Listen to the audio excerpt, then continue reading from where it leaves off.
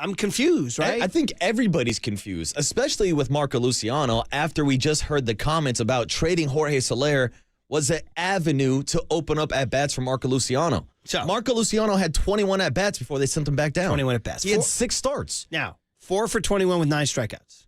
Does that matter? I mean, you got to be a little more patient than that. You right? have to be able to produce, but you have to be able to give your top prospects the opportunity. You look at a team like the Baltimore Orioles. They called up Jackson Holliday. Probably a little bit too early. He struggled. They sent him back down. He comes back up, and they give him an everyday chance to play.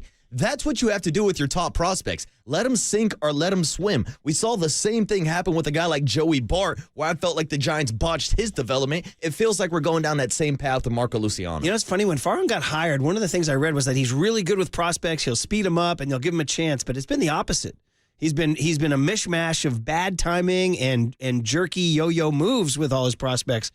It's the mishmash of mixed messages. Tell us what the hell the plan is. Are you going to play your prospects, or are you going to try to make a wild card run? Because if you're trying to make this wild card run, you probably should have kept Jorge Soler. Exactly. Or if you're not, then play Luciano. Mm-hmm. And he did neither.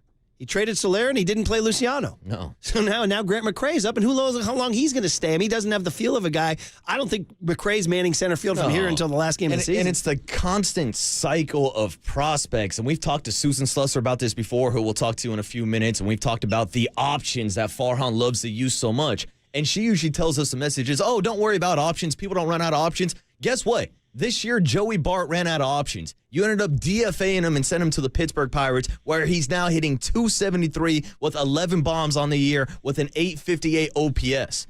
I mean, I'll take it. And look, let's be clear as day, because every time I bring up Joey Bart, someone's like, oh, Waterboy Patrick Bailey's a better catcher defensively. I'm like, yeah, no blank, Sherlock. Tell me something I don't know. Right. Patrick Bailey earned the right to be the catcher of this team. But to give up on the bat of Joey Bart and not even give him the opportunity at DH or even at first base because he was one of your biggest power prospects in your entire farm system, and just to DFA a first-round draft pick because you ran out of options because of the constant up and down, that's just bad development of your top prospect.